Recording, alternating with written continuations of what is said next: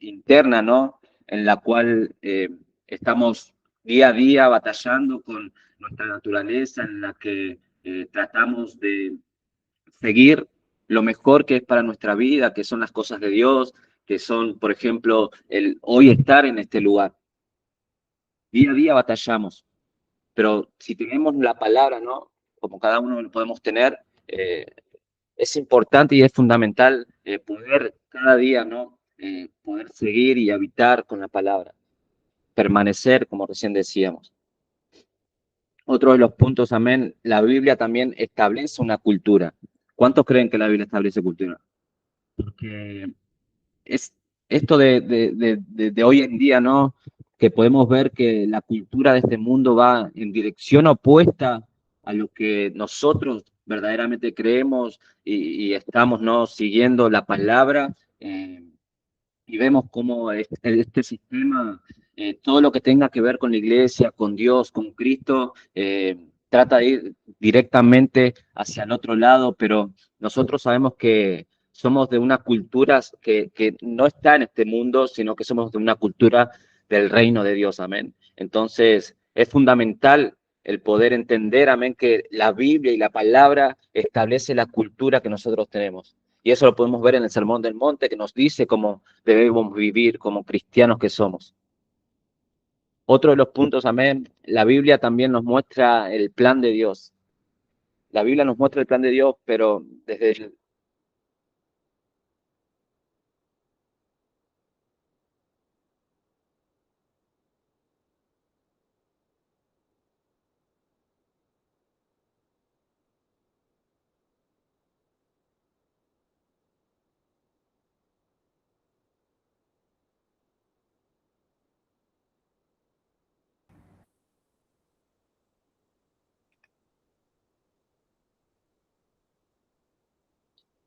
No se escucha. No sé, se desconectó, te desconectaste, Darío. Ahí está. Darío. ¿Escuchan?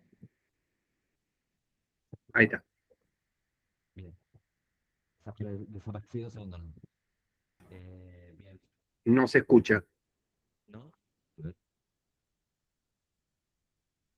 A ver, ¿ahora se escucha? Ahí está, ahora sí. Bien. Seguía. Decía otro punto, ¿no? Que la Biblia nos muestra el plan de Dios, ¿no? Una de las formas en la que la palabra nos disipula es enfocar la mirada en aquel que nos ha dado la vida, amén. Siempre vamos a ver que desde el principio de la Biblia hasta el final nos habla, amén, de lo que Dios ha hecho, pero también nos habla de lo que Dios va a hacer y de lo que está haciendo en este momento, ¿no? Entonces, podemos ver cómo la Biblia nos muestra todo. Ahora solamente hay que saber mirar, saber escudriñar, saber meditar en ella para poder entender lo que hay en su palabra y en el plan perfecto que Él tiene para nuestra vida, ¿no? Y uno de los últimos puntos es que toda la Biblia apunta a Jesús.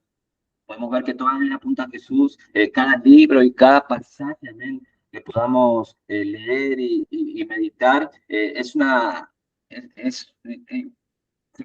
se conecta cada pasaje con él. Entonces, nuestra relación con Jesús es directamente proporcional a nuestra relación con la Biblia. Porque cuando leemos la Biblia estamos viendo cómo Él es. Cuando estamos meditando, estamos cantando, podemos ver y cantamos sobre Jesús, cantamos sobre aquel que ha dado la vida por nosotros. Entonces, estos principios sabemos que seis 5 o 6 principios que acabo de dar son por los cuales muchas veces somos discipulados y son también por los que hoy estamos en este lugar, ¿no? Tratando de cada día entender un poco más de la palabra y poder conocerlo más a Él.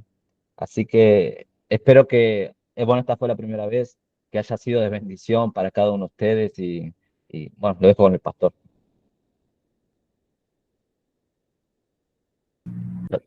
Sí, amigo, es de bendición. Siempre que es la palabra de Dios es de bendición y doy gracias a Dios por tu vida. Sabes que te amo con todo el amor de Cristo. A vos y tu esposa los amo y gracias por compartir esta idea y este pensamiento de que la palabra de Dios es nuestro sostén, es nuestra brújula. Aún David dijo es lumbrera a mis pies, ¿sí? Es la que me va abriendo el camino. Así que la palabra de Dios, que es Jesucristo, porque la palabra, el verbo, ¿sí? El logos es Jesucristo. Entonces, para nosotros tiene toda la fundamentalidad en Cristo, porque aún por la palabra está siendo sostenido el universo y todo lo que el Señor dijo. ¡Wow! Tremendo, es tremendo. Así que es apasionante, amados alumnos, es apasionante poder sumergirnos cada día más en el conocimiento de las Escrituras, que aún Jesús dijo, mediten en ella. Es permanecer, no es leer e irse, es permanecer como dijo Darío. ¿Qué permanecer? Como dijo en Juan 8. Entonces, el permanecer es meditar. Lo que yo hoy estoy alimentando, después lo sigo meditando. Es como decimos como ejemplo los predicadores, el rumiar. Lo como y lo sigo probando. Así que, y con eso es una forma en la cual uno encuentra los tesoros que tiene la palabra del Señor. Así que vamos entonces, ahora sí, ya sí, a entrar en la clase en este día. Y doy gracias a Dios por la palabra para comenzar. Una cosita antes de comenzar es que el link de acceso a la clase es siempre el mismo, no va a cambiar. Por ahora va a ser este, ¿sí?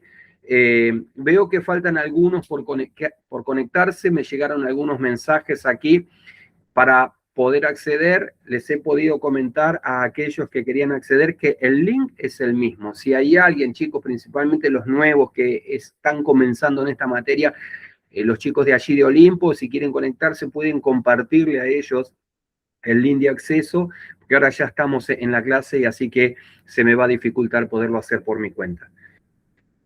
Vamos ahora sí, hoy vamos a comenzar con la Iglesia Apostólica. ¿Sí?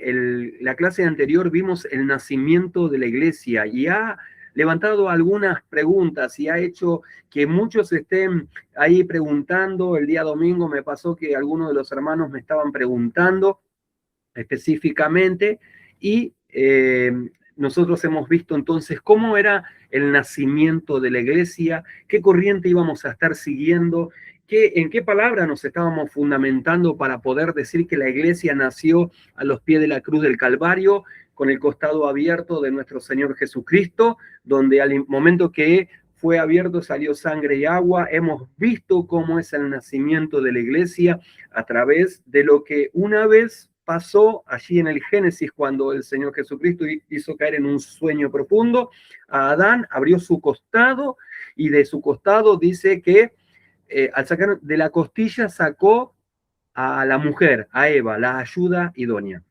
Entonces, el mismo concepto, el mismo formato hizo el Señor, nuestro Padre, para poder presentar después luego a la novia del Cordero de Jesucristo, que es la iglesia. Entonces, abriendo su costado, sacó sangre y agua y de allí nace la iglesia. Así que hoy nosotros vamos a introducirnos en lo que es la iglesia apostólica, ¿sí? Porque partiendo de Mateo 28, que dijo el Señor en la gran comisión, por tanto, toda potestad me es dada en los cielos y en la tierra, id y haced discípulos a todas las naciones, bautizándolos en el nombre del Padre, del Hijo y del Espíritu Santo, y señales iban a acompañar. Uno de los conceptos que tenemos que tener, que el Señor Jesucristo dijo que vayan y hagan discípulos.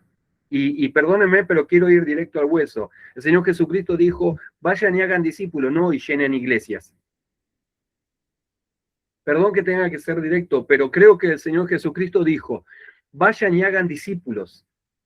Y después, en todo caso, el Señor es el que añade las almas que han de ser salvas a la iglesia. No es que hoy hemos cambiado los roles, y los roles es que hoy debemos llenar iglesias. Y yo creo que es lo más alejado de lo que es la Gran Comisión. La Gran Comisión dice, vayan y hagan discípulos. En vez de llenar la iglesia de personas, llenemos a las personas de Cristo.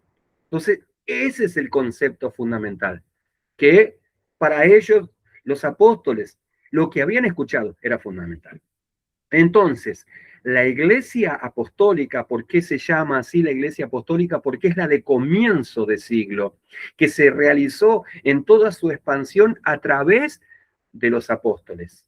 Por eso en algunos de los escritos vamos a encontrar que dice que está fundamentada sobre la doctrina de los apóstoles, que es la que habían recibido directamente de Jesucristo.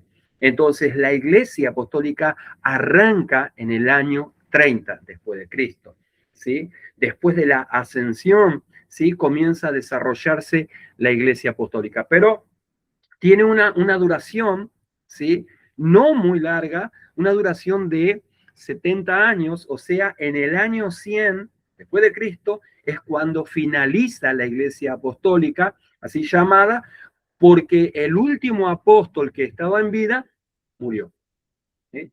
Entonces, a medida que vayamos metiéndonos, vamos a ir viendo que la iglesia comienza con el fundamento de los apóstoles y los profetas y se fue desarrollando en todos esos años hasta que llegó hasta el último apóstol, ¿sí? Y ese último apóstol fue el apóstol Juan. Vamos a ver más adelante cómo el apóstol Juan, estando en la isla de Patmos, ¿sí? Recibe una de las revelaciones más impresionantes, que es, ¿sí? ¿Cuál fue lo que... Pará, no me dejen solo, chicos. ¿Qué fue lo que... El Apocalipsis, ¿verdad? Recibió el Apocalipsis allí en la isla de Patmos en el año 96. Así que, fíjense ustedes que vamos a ir desarrollando durante este proceso la iglesia de los apóstoles. Díganme, ¿tienen todos el material? ¿Les ha llegado el material? Lo hemos enviado hoy en este día, así que si lo tenemos, vamos adelante con el mismo material.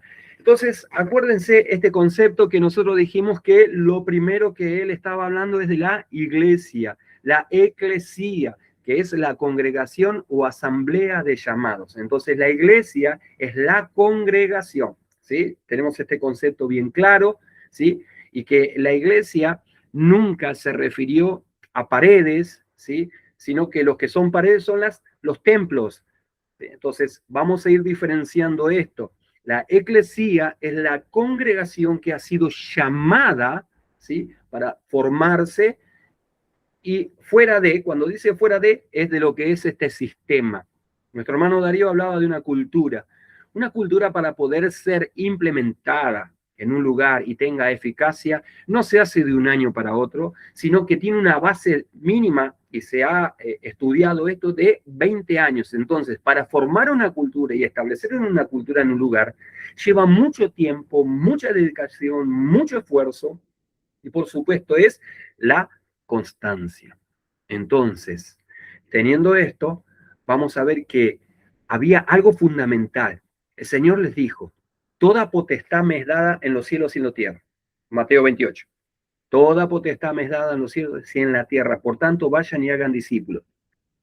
Pero en ese proceso del encuentro, les dice: pero quédense en Jerusalén hasta que sean investidos de poder.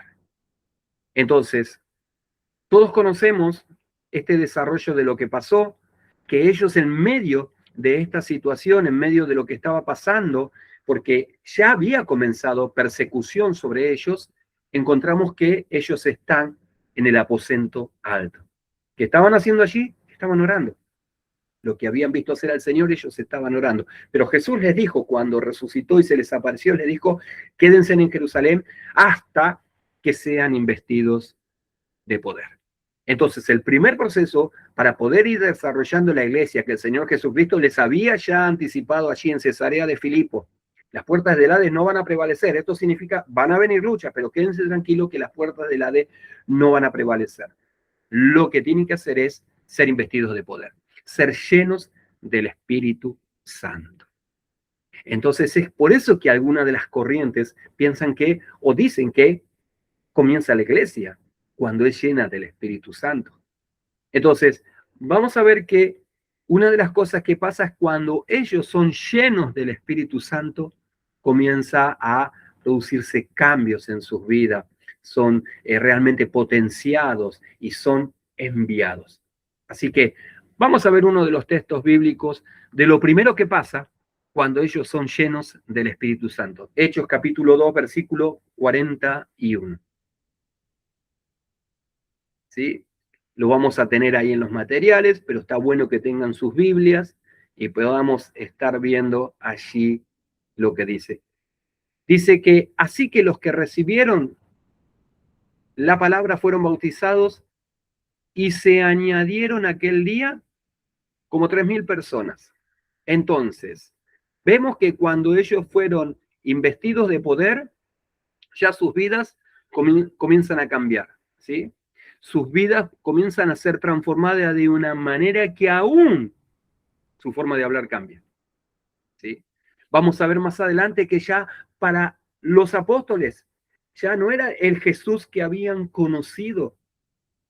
Ellos cambian aún su manera de hablar y dicen que ya Él es el Señor Jesucristo. Van a ver que de ahí en adelante, cuando ustedes entren en el libro de Hechos de los Apóstoles, ellos comienzan a hablar de otra manera. Él es el Señor Jesucristo. Pedro dice, no hay otro nombre bajo los cielos dado a los hombres en quien podamos ser salvos, en el nombre del Señor Jesucristo. Entonces, esto nos va a ir dando la pauta de cómo se produce el cambio en las personas que son llenas del Espíritu Santo. Pero el mensaje era uno. El mensaje que los apóstoles comienzan a dar cuando fueron investidos de poder era uno solo.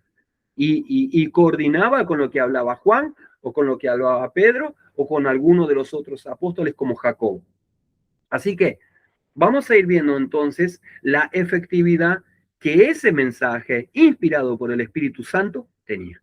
Fíjense otro de los acontecimientos que comienza a desarrollarse en ese comienzo, y estamos hablando ya en el año 30, cuando comienza la llenura del Espíritu Santo. Después les voy a dejar, antes de ir al break, les quiero dejar una perla para que puedan pensar un poquito en esto, y después cuando volvemos del break, cualquier cosa lo charlamos.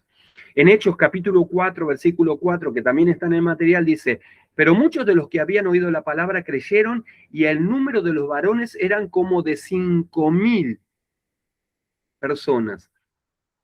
Tenemos un proceso de expansión que se está comenzando a desarrollar de la iglesia apostólica.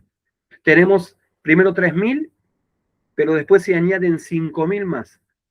Y la forma que tenían antes de contabilizarlo eran de varones, por eso especifica de varones y no de familia. Lo mismo que pasó cuando Jesucristo estaba alimentando a los 5.000, dice que eran 5.000 varones, pero sin contar los niños y las mujeres. Así que ese era el formato de lo que estaba pasando en ese momento cuando ellos fueron llenos del Espíritu Santo. Esta es la iglesia apostólica, la que está comenzando a desarrollar. El Señor les dijo, yo voy a fundamentar mi iglesia sobre la revelación que les estoy dando. Acuérdense de lo que pasó allí en Mateo 16, ¿sí? Le dijo a Pedro, bienaventurado, porque esto te lo revela mi Padre. Entonces, sobre esa revelación que el Padre da de Jesucristo, es donde comienza a desarrollarse el crecimiento de la iglesia. Miren, yo soy una persona muy ansiosa. ¿Qué quieren que les diga? Los que me conocen predicando saben que yo soy efusivo.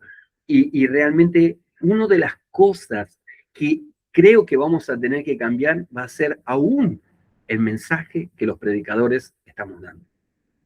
Y van a ver más adelante que se van a dar cuenta que nos es necesario volver a ese mensaje que estos hombres de Dios, los apóstoles, estaban dando. Así que comienza a crecer después de recibir el Espíritu Santo la iglesia, y ahí comienza a desarrollarse el crecimiento. Vamos a ver que también que esta iglesia apostólica, ¿sí?, tiene los referentes como Pedro, como Juan, y a su vez nos va relatando, porque tenemos registros de ese crecimiento de la iglesia primitiva, ¿sí?, que principalmente se desarrolló en Jerusalén. Estemos en este contexto, se está desarrollando en Jerusalén todo esto que estamos hablando, ¿sí? Todavía no está llegando a los gentiles, pero sí se está desarrollando todo esto allí en Jerusalén, la llenura del Espíritu Santo, el bautismo de ellos, la predicación de Pedro, se levanta, se convierte en 3.000, vuelven a hablar, se convierte en 5.000, crece de tal manera que ellos dicen, nos es necesario ¿sí?, restablecer un orden en todo esto, porque no damos abasto. Y es ahí donde nacen los servidores. Quiero que podamos ir juntos al material y podamos ver lo que es los diáconos cuando comienzan a establecerse servidores. Este hecho está en el capítulo 6 de Hechos de los Apóstoles. Fíjense que si vamos ahí a los materiales, inclusive los vamos a poder ver.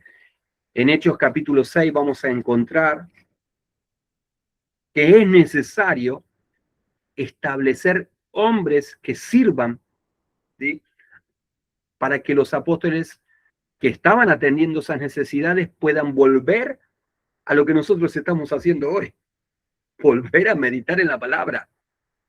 Fíjense lo importante que va a ser este estudio para nosotros hoy en este día, porque lo que nosotros estamos haciendo es lo que los apóstoles eligieron hacer, pero hacerlo con excelencia, ¿sí? Conocer y servir.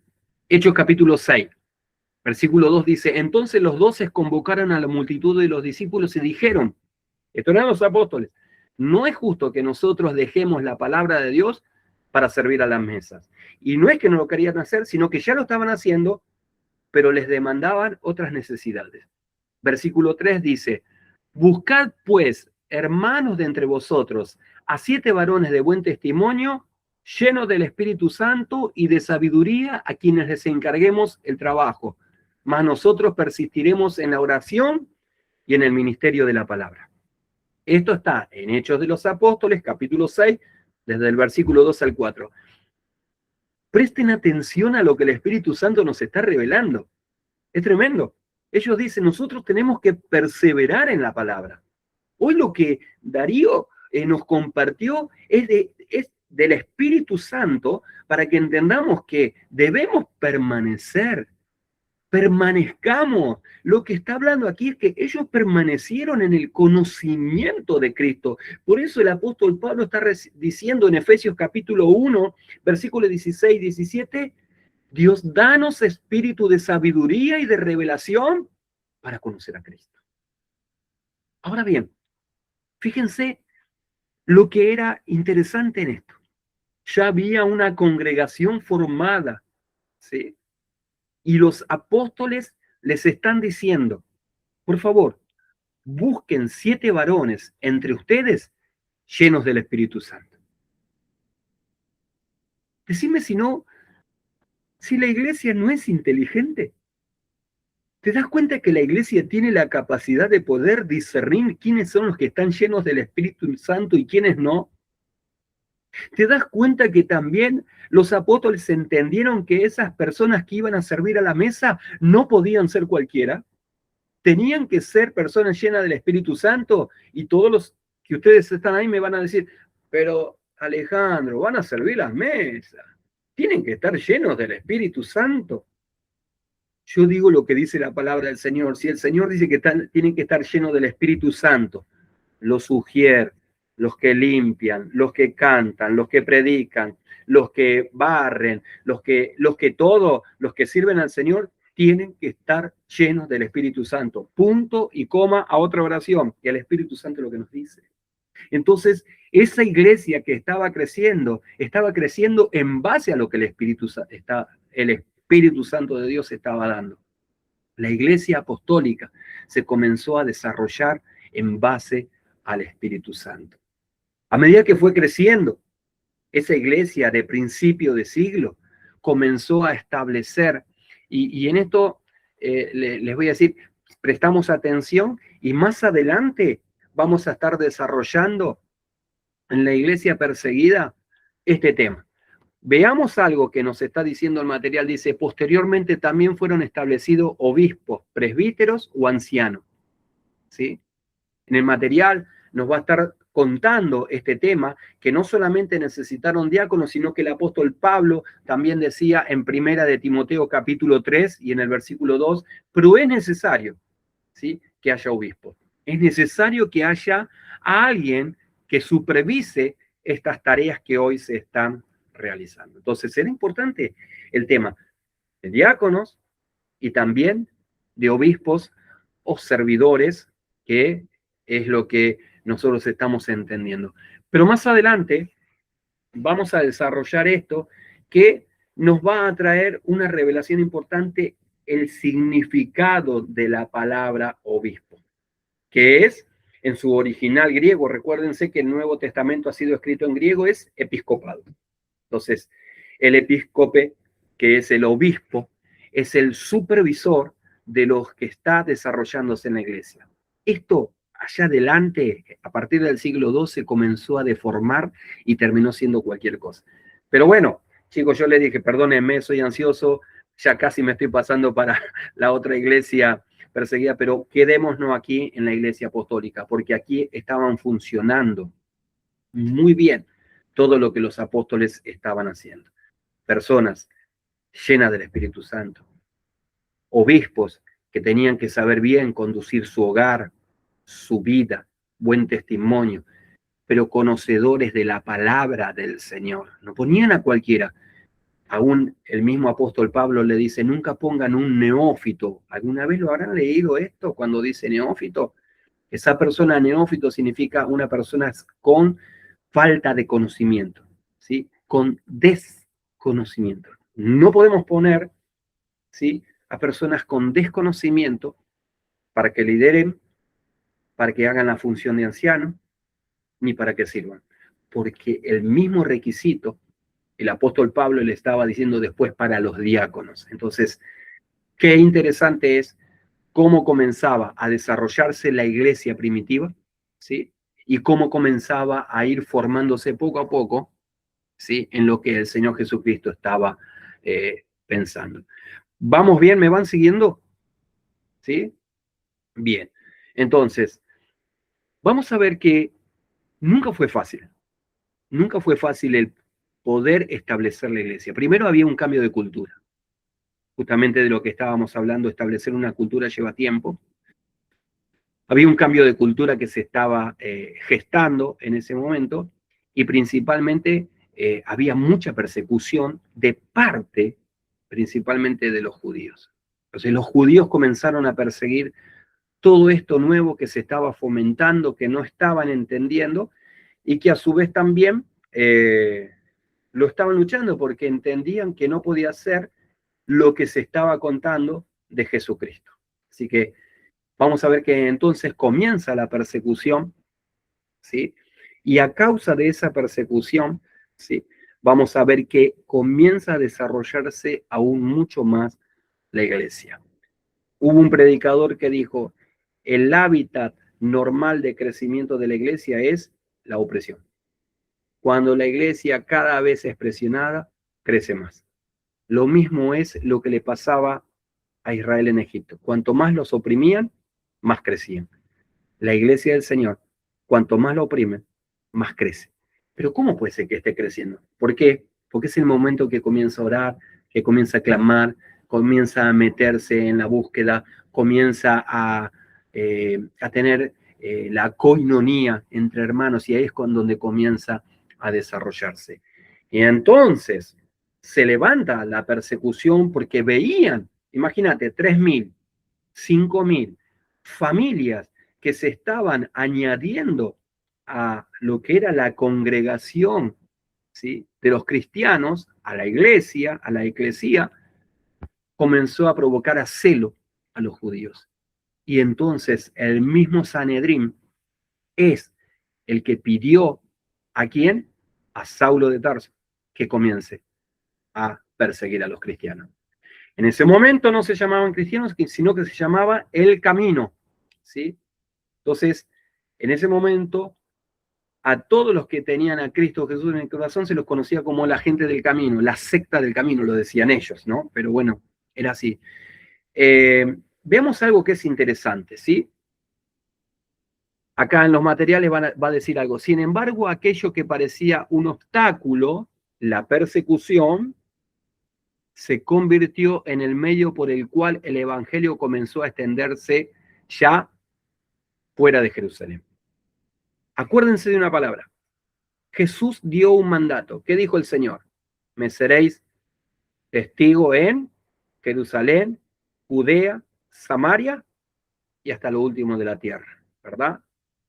Pero en realidad lo que estaba pasando en ese momento es que la iglesia estaba siendo contenida en Jerusalén, hablaban a los judíos principalmente.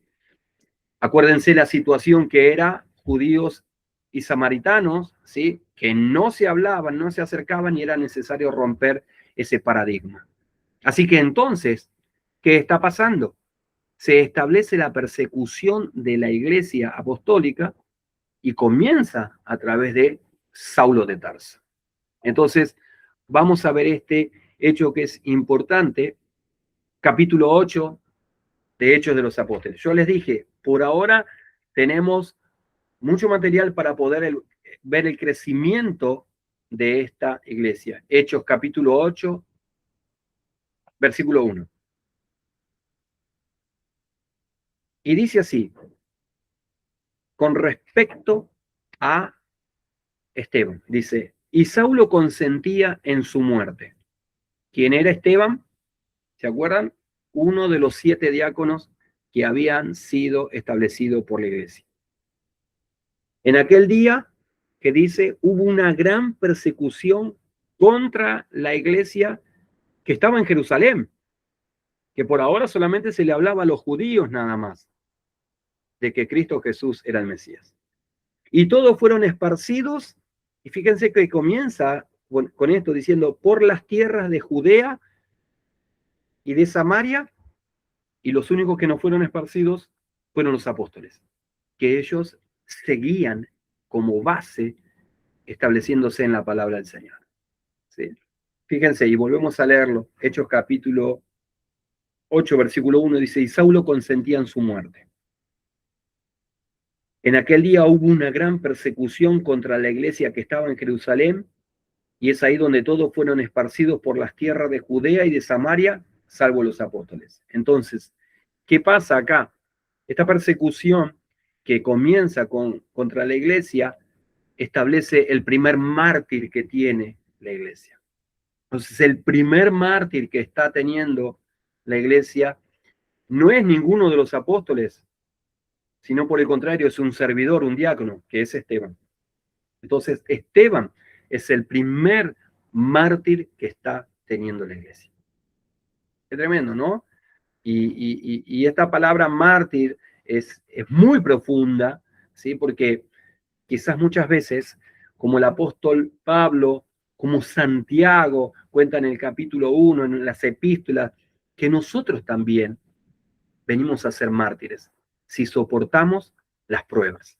Entonces, un mártir no solamente es aquel, un martureo, no solamente es aquel que da su vida, ¿sí? Para ser sacrificada, sino que también es aquel, un mártir, que da su vida, ¿sí?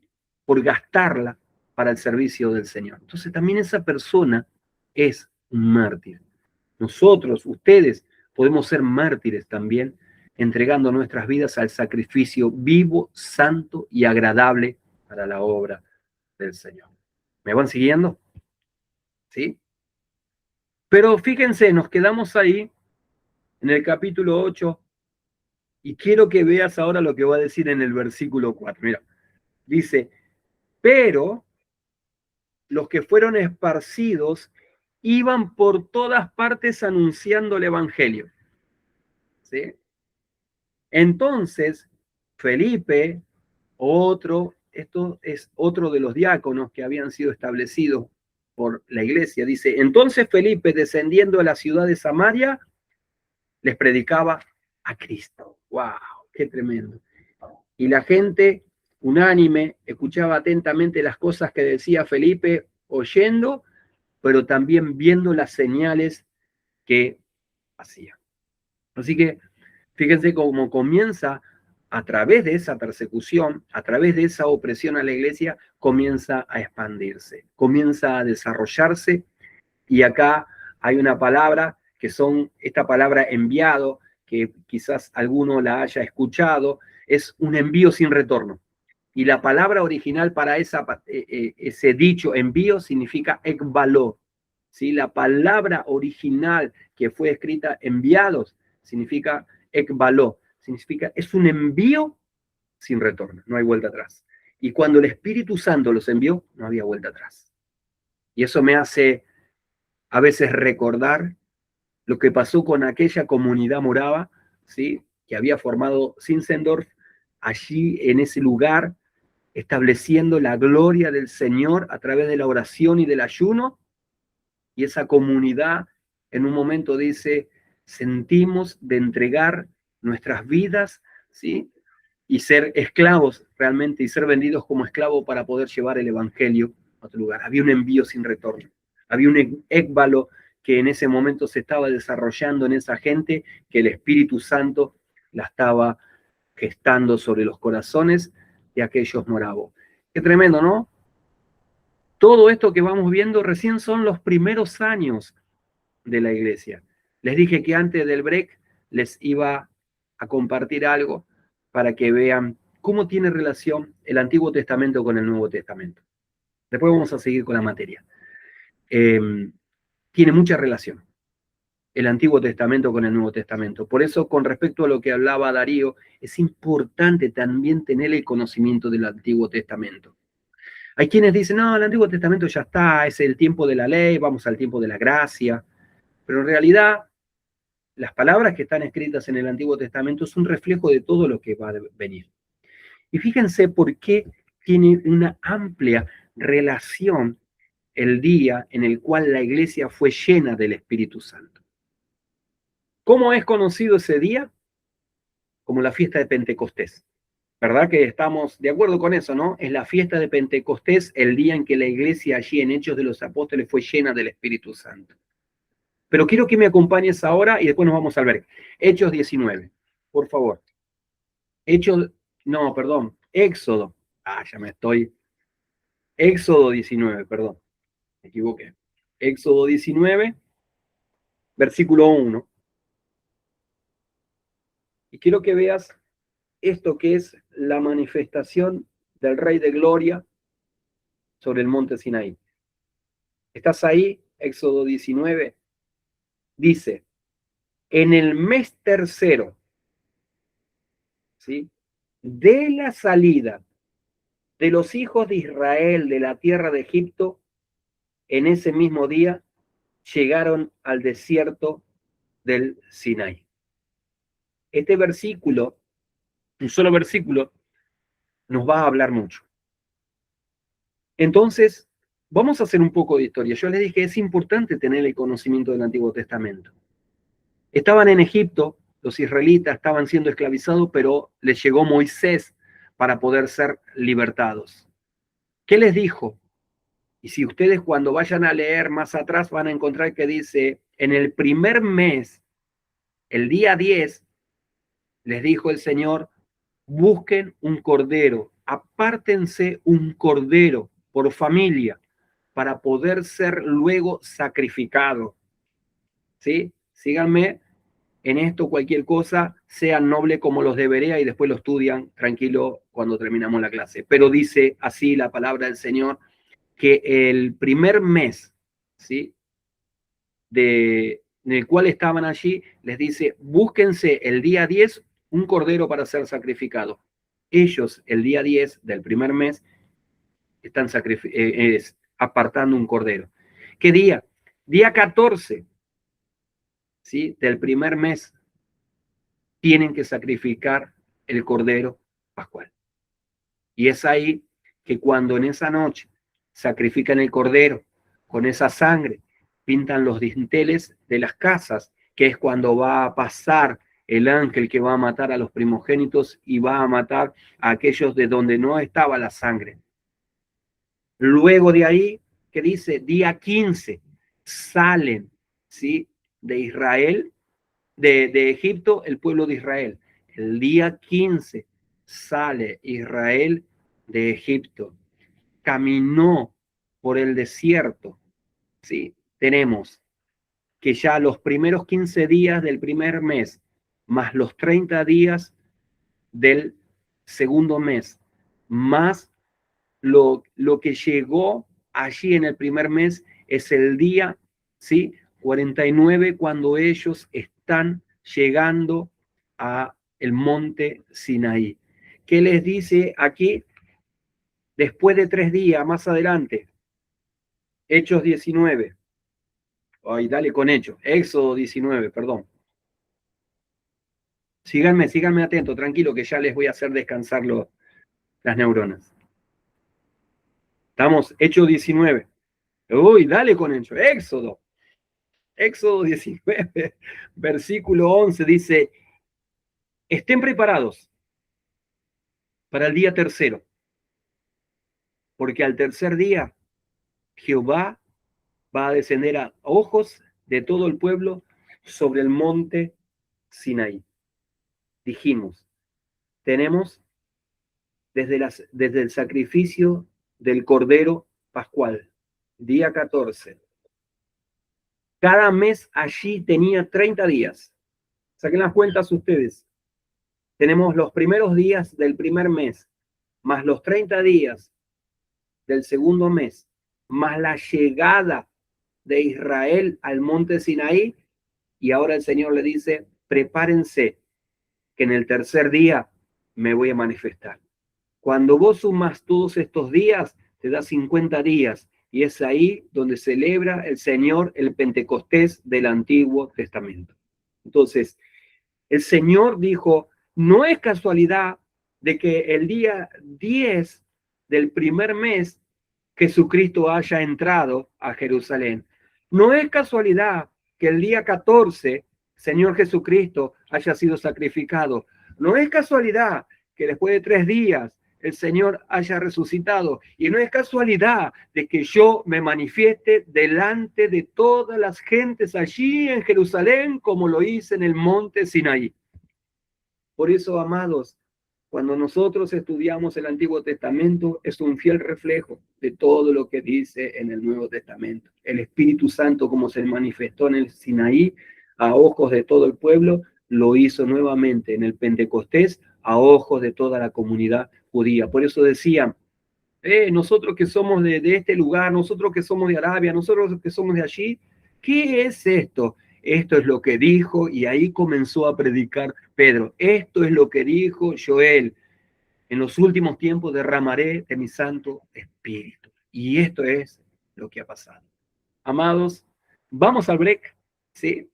Espero que les haya gustado esto que estamos ahora recibiendo y después vamos a seguir un poco más con esta materia, historia de la iglesia y hoy la iglesia apostólica. Vamos al break, un instante, prepárense algo calentito, si tienen que ir rápido al baño, vaya rápido al baño y en 5 minutos nos volvemos a encontrar. Si está mi amigo Johnny, vamos a poner ya ahí la plaquita. Dios los bendiga, descansamos un 5 minutos.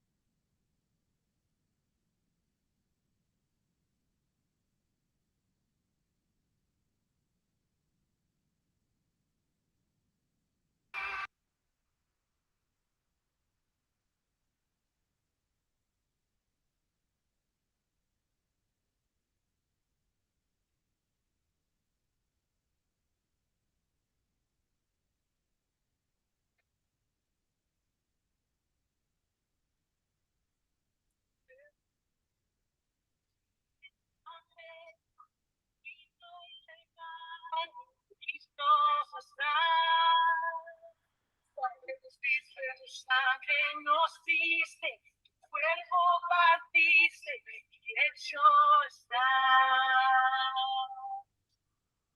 Alfa y Omega, principio y todos y está por ver.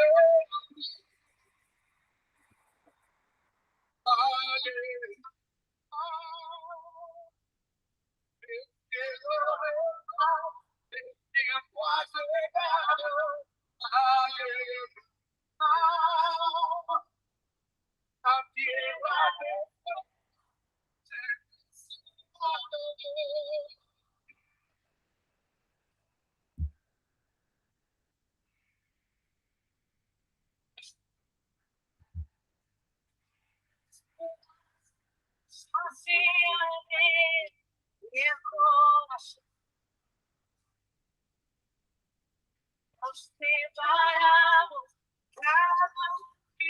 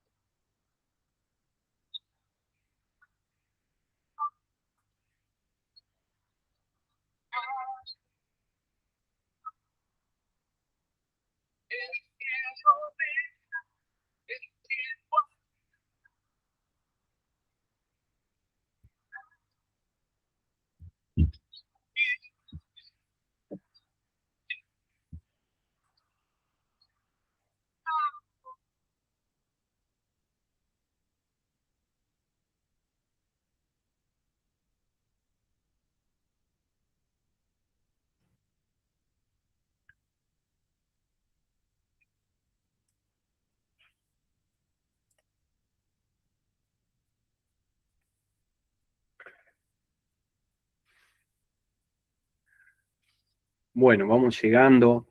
Perdón por a veces los errores. Estamos mejorando todo lo que estamos haciendo. Vamos a ir recibiendo a todos los que van llegando. Y les voy contando algunas de las cositas que estamos preparando como instituto. Lo primero que les voy a decir es que pueden ya comenzar a seguirnos en Instagram, ¿sí? Pueden seguirnos en Instagram. Ahí van a encontrar historia, ya se va a comenzar a mover el Instagram del instituto. Así que les pedimos si ustedes pueden ingresar en el Instagram después y comenzar a seguirnos. Ahí de donde vamos a comenzar a desarrollar, van a ver videos, van a ver, bueno, me van a hacer trabajar un poquito más a mí también, así que van a ver reel, van a ver algunas cosas que se están preparando. Así que si ya comienzan a seguirnos, buenísimo. Es CCM, Centro de Capacitación Ministerial SOE. Así que en Instagram nos pueden seguir. Ahora, bueno, mi hermano Darío va a estar tomando lista. Ya tenemos la lista de todos los que están inscriptos. Aquellos que no están, les pedimos que por favor también, si ustedes los ven, nosotros les vamos a mandar mensajes, pero aquellos que ustedes ven, les puedan seguir invitando para que participen en esta clase. Dari, adelante. Dale, arranco con los nombres, bien. Moscata Claudia. Está por ahí Moscata Claudia. Sí, estaba, solo que me dijo que se le cortó la luz y que... Ah, ok. Pero Bien, estuvo bien. conectada al principio. Bien. Leiva Priscila. Leiva Priscila. No la veo. Vamos con la que sigue. González Samuel.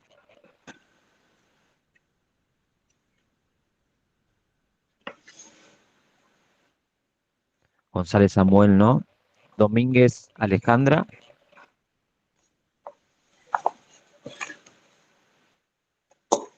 Domínguez Alejandra, no.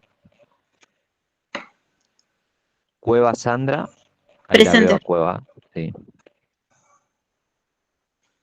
Palavecino Liliana. Presente. Bien. Núñez Ninfa. La había visto recién.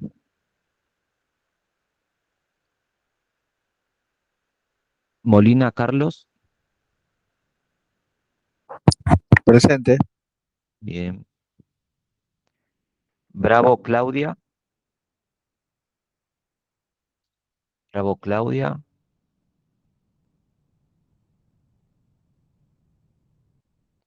Bobadilla Alfredo. Presente.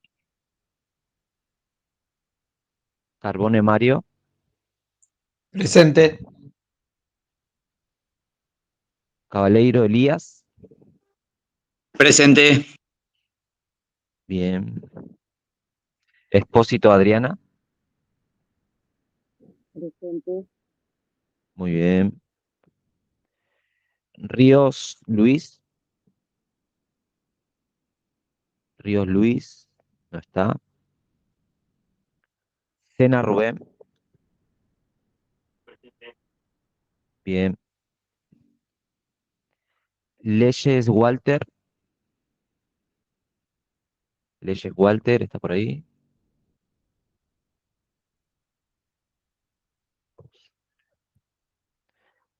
Olague Roxana. Olague Roxana. No. Leiva Ariadna. Reyes María. No. Mancilla Tomás. Zarco Carlos. Presente. Bien. Rivero Karina. Listo, esos son todos. Gracias, Darío. Bueno, bien. Bueno, vamos a seguir adelante. Como recién les decía, pueden seguirnos en Instagram. Eso es importante, no solamente para el instituto, sino para ustedes. Y ahí va a haber información, van a ver cosas y videos. Así que es importante también eso. Pueden seguir compartiendo, todavía hay tiempo para... Habla. Hola, profe. Olagua está presente y Cerda también. Ah, bueno, mira. Perdón. Tuvimos un problema con el micrófono, que toqué otra cosa. Perdón. Los quiero mucho, están perdonados, saben que los quiero Bueno, mucho. gracias.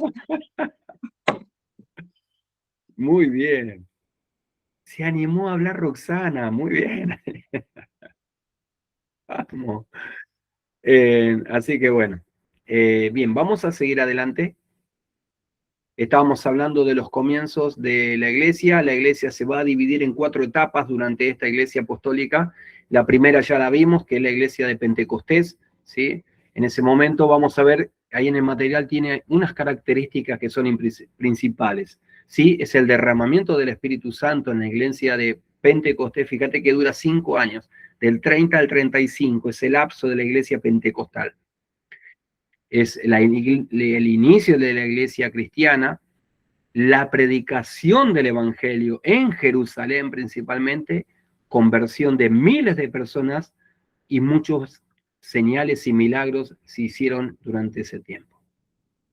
Vimos ahora el tiempo de la persecución, que es el tiempo de la expansión de la iglesia. Esto principalmente lo vamos a ver en este lapso de tiempo del 35 al 50 después de Cristo, ¿sí? Que es ahí donde comienza a manifestarse lo que el Señor Jesús les dijo, hasta lo último en la tierra. Entonces comienza a llegar el evangelio a los gentiles, ¿sí? Esto es lo que estaba desarrollando el Señor sobre la iglesia. La palabra que Él había dado se estaba cumpliendo, hasta lo último de la tierra. ¿Cuántos estudiaron la materia anterior, que eran las cartas del apóstol Pablo? y él entendía que lo último de la tierra era Finisterre, ¿sí? Allí en España. Entonces el apóstol Pablo estaba comprometido en llevar el evangelio hasta lo último de la tierra. Lo último de la tierra para ese mundo conocido que ellos tenían era España, Finisterre, que significa fin de la tierra. Así que ese era el esfuerzo que ellos estaban haciendo por cumplir con lo que el Señor les había encomendado en la gran comisión. Entonces, del 35 al 50, vamos a encontrar que se comienza a llevar el evangelio a los gentiles. ¿Y qué pasó cuando se comienza a llevar el evangelio a los gentiles? Nuevamente, había lucha de parte de los convertidos judíos al cristianismo. Y esto desembocó en Hechos 15, que fue el concilio de Jerusalén. ¿Por qué los gentiles no guardan la ley mosaica si se convierten a lo que es las palabras de Jesucristo, que es judío?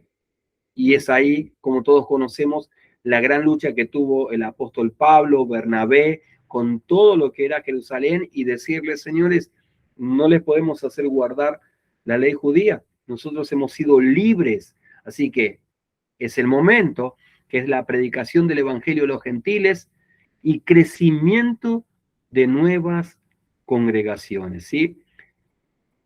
Quiero que podamos entender que la iglesia gentil comienza a desarrollarse a partir de este tiempo, ¿sí? Y la primera iglesia que vamos a encontrar de los gentiles es la que se realizó en Antioquía, ¿sí? En Hechos capítulo 13, vamos a encontrar que la primera iglesia gentil, ¿sí?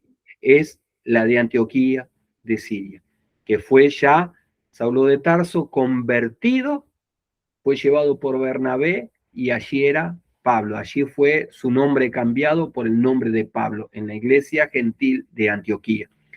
Esa iglesia fue muy especial porque fue una base para todo lo que eran los viajes misioneros del apóstol Pablo. Entonces, la tercera etapa de crecimiento de la iglesia es la iglesia entre los gentiles. Son 20 años, del 50 al 68 prácticamente, que se estuvieron desarrollando y se escribieron las cartas que el apóstol Pablo, las tenemos hoy todavía como referencia. Se produjeron los 3 viajes misioneros, los 3 viajes misioneros de Pablo. Se fundaron muchas iglesias, Éfeso, Tesalónica, se comenzaron a llevar muchas iglesias a Europa también, en Asia Menor, y comenzó a llevarse el evangelio, principalmente con estos viajes misioneros. Así que se redactan las cartas apostólicas, pero acuérdense que yo les estoy hablando que es la etapa del 50 al 68. Y aquí ya nos tenemos que ir metiendo de a poco en lo que es la época sombría. Recuerden que ellos estaban sumergidos en el Imperio Romano, que era lo que todo estaba controlando el Medio Oriente. Y en aquella época, quien gobernaba en el Imperio Romano era el emperador Nerón. Nerón, como todos conocemos y sabemos, era un perseguidor, ¿sí? Un opresor. Acuérdense que Nerón hace cargo a los cristianos de incendiar Roma, y ahí comienza ya más abiertamente la persecución a todos los cristianos. Nerón fue uno de los encargados, ¿sí? De sacrificar, de matar al apóstol Pablo, al apóstol Pedro, y muchísimos más hermanos fueron martirizados en aquellos tiempos. Se habla principalmente de que en los jardines de Roma sacrificaban a nuestros hermanos. ¿Por qué? Porque los hacían cargo de esto de incendiar Roma. ¿Por qué? El mensaje apostólico era este, decía, porque fuego del cielo descenderá, lo que Pedro, el apóstol Pedro estaba diciendo en sus cartas, dice, porque fuego del cielo descenderá, y no será como por agua, como fue en el tiempo de Noé, sino que será por fuego, y todo será destruido. Y era muy parecido a lo que el Señor Jesucristo decía destruid este templo y en 3 días lo vuelvo a edificar. Y todos sabemos que hablaba de su cuerpo, ¿no? Y en esto mismo, los judíos se habían compenetrado con los romanos para perseguir a la iglesia cristiana. Y entonces eran judíos y romanos que perseguían a la iglesia en ese momento, haciéndola cargo de que ellos habían incendiado Roma para que se cumpla esa palabra que por fuego sería destruida. Acuérdense que había una corriente de pensamientos que los judíos decían, cuando venga el Mesías va a terminar toda esta injusticia que estamos recibiendo. Así que en esta época, ¿sí?, comienza ya la edad sombría. Aquí prácticamente vamos a encontrarnos que después, 2 años después de que muere Nerón, que fue asesinado, viene la destrucción de Jerusalén. Se cumple lo que dijo el Señor Jesucristo en Mateo 24. ¿Se acuerdan? Mateo 24, versículo 1 y 2, vamos a encontrar que sale Jesús de dar su último sermón, el sermón del Monte de los Olivos, y los discípulos le dicen, Señor, mira todo esto, qué hermoso, qué bello, qué templo, qué piedras. Jesús, ¿qué les dice? Les digo que no va a quedar piedra sobre piedra que no sea derribada. Esto pasa específicamente en el año 70 después de Cristo, ¿sí? Cuando el emperador Tito destruye todo, ¿sí? ¿Por qué? Porque decía, lo que no pudo hacer Nerón lo voy a hacer yo. Exterminar a los cristianos y exterminar a los judíos. Y es ahí donde comienzan a sacar a todos los judíos. Más adelante va a venir otro emperador, mucho más cruel todavía, el emperador Domiciano. Este nombre fue muy fuerte, este emperador fue muy cruel. Este emperador fue el que quiso matar al apóstol Juan. La historia, no está en los relatos, pero la historia cuenta de que Juan predicaba el evangelio, hablaba de Cristo específicamente, y cuando lo quisieron silenciar, lo silenciaron metiéndolo en aceite hirviendo. Bueno, esto cuenta la historia de la iglesia. Pero como no lo pudieron silenciar, en ese momento Domiciano toma la iniciativa de decir, bueno, silencienlo, háganlo callar, mándenlo preso a la isla de Patmos. Es ahí cuando Domiciano lo manda al apóstol Juan a la isla de Patmos. Entonces ya teníamos muchos apóstoles que habían sido martirizados, ¿sí? Acuérdense que Herodes mató al hermano de Juan. Allí vemos también los sacrificios que se estaban produciendo y vemos una de las características principales era que la iglesia seguía, ¿sí?, su rumbo de crecimiento. Las puertas, acuérdense siempre de lo que el Señor Jesucristo dijo. Si estamos nosotros, es porque Jesús un día oró por nosotros. Si estamos firmes como iglesia, es porque las puertas del Hades nunca van a prevalecer contra la iglesia. Por eso es que estamos en pie, amados. No es porque seamos capaces y tengamos elocuencia o en algo. Es porque nuestro Señor ya oró por nosotros. Ya Él se preocupó por nosotros. Y sus palabras van a trascender los tiempos, pero su palabra permanece para siempre. La iglesia, sí, estará firme. Vendrán vientos, vendrán tempestades, golpearán con ímpetu, ¿sí?, contra la casa, pero la casa que esté firme sobre la roca permanecerá. Entonces, la iglesia del Señor permanece firme, a pesar de todas estas circunstancias. Y te digo que cuanto más la oprimían, más crecía. Y si realmente hubiese entendido que a través de esa opresión en la isla de Patmos íbamos a recibir la revelación más importante del Evangelio, como el Apocalipsis, yo creo que nos lo hubiesen mandado al apóstol Juan allí. Entonces, quiero que podamos ver estas 4 etapas, la importancia que tienen, el cumplimiento de Mateo, capítulo 24, ¿sí? Y después vamos a encontrar estas circunstancias, las 4 etapas que está pasando la iglesia apostólica en ese momento. Son 70 años, pero son 70 años, parecen eternos esos 70 años en los cuales estaba viviendo la iglesia apostólica. Y esa edad, esa etapa que estaban teniendo los apóstoles se la llamó la edad sombría, ¿sí? Una etapa sombría de la iglesia, donde hubo persecución, destrucción del templo y el destierro de Juan. Así que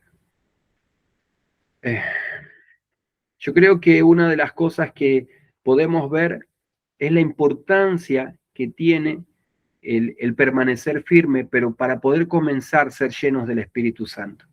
Yo creo que por el esfuerzo humano no se puede permanecer firme, no se puede permanecer fuerte como iglesia en el propio hecho humano. Ustedes mismos verán que hay gente que persevera, como nuestro hermano Darío decía, permanecen, y hay otros que realmente escuchan a Babilonia y a lo que les ofrece, no porque estoy cansado, no porque no tengo tiempo, no porque no puedo, no porque tengo mi casa, no porque tengo mis cosas.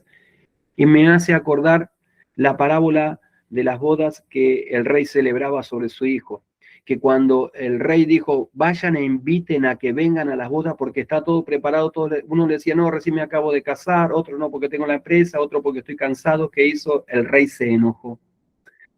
Entonces yo creo que una de las cosas importantes es que vamos a aprender de cómo se fue desarrollando la iglesia en este tiempo.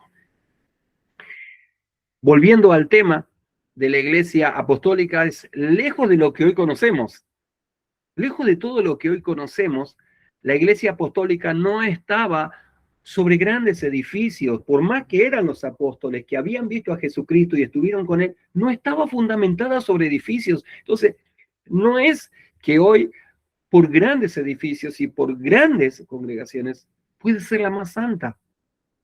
Capaz que no, capaz que sí. Así que entonces no estaba fundamentada la iglesia sobre estructuras edilicias, sino que el fundamento estaba en los hogares. Se fundamentaron las iglesias en los hogares, amados hermanos.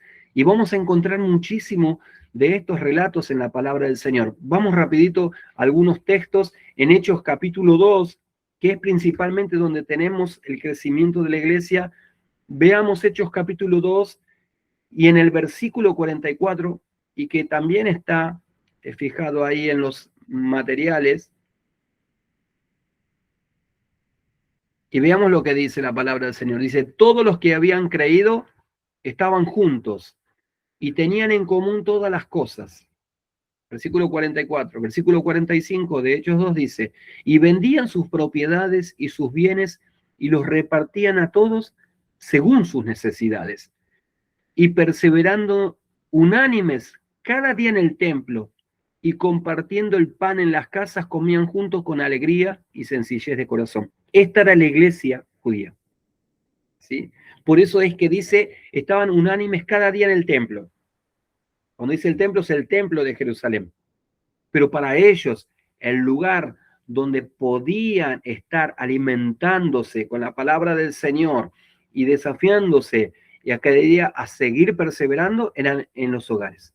Eran los hogares donde ellos estaban siempre compartiendo el pan, ¿sí? Compartiendo la palabra del Señor, compartiendo las oraciones, ¿sí? Y estando en la doctrina de los apóstoles. Entonces, esos eran los 4 pilares fundamentales que estaba desarrollando la iglesia. Para el Señor estaba glorioso, estaba bueno, pero era necesario que eso se expandiese. Y vino la persecución, como lo hemos visto antes, y comenzó a desarrollarse en otros lugares la iglesia cristiana. Así que, si vemos entonces esto, era necesario que los gentiles también sean parte, porque acuérdense que el apóstol Pablo está escribiendo algo y dice, Romanos capítulo 11, que los voy a provocar a celos con un pueblo que no es pueblo. Entonces, eso era importante para el Señor también, el hecho de que se tenía que cumplir. Pero estamos hablando de las casas, ¿no? Donde se desarrollaba la iglesia. Y dice en Romanos capítulo 16, versículo 5, que cuando Pablo está saludando, se comienza a saludar a la iglesia, saluda a la iglesia que está en las casas. Fíjense, Romanos capítulo 16, versículo 5 dice, Pablo saluda a la iglesia de Priscila y Aquila que estaba en su casa. Entonces, ellos estaban, ¿sí? Preparando todo, pero la iglesia no tenía templo, pero tenía un lugar donde se podían reunir que era en las casas. Romanos capítulo 16, versículo 5. Saluden a los que están allí en la casa, la iglesia. Fíjese otra vez nuevamente, Pablo vuelve a saludar a la iglesia. Capítulo 4, versículo 15. Y ahora ya estamos hablando de la iglesia gentil. Saludad a los hermanos que están en la Odisea, a Ninfas y a la iglesia que está en su casa. Nuestra hermana Ninfas tiene que tener una iglesia en su casa. Allá está. Detalle. Pero fíjense, Colosenses 4:15 dice, saludad a los hermanos que están en la Odisea, ¿sí? A Ninfas y a la iglesia que está en la casa de Ninfas, en el lugar donde se reunían. Por eso es que ellos se fundamentaron sobre eso que les habían dicho, la palabra, la oración, el partimiento del pan, la doctrina de los apóstoles.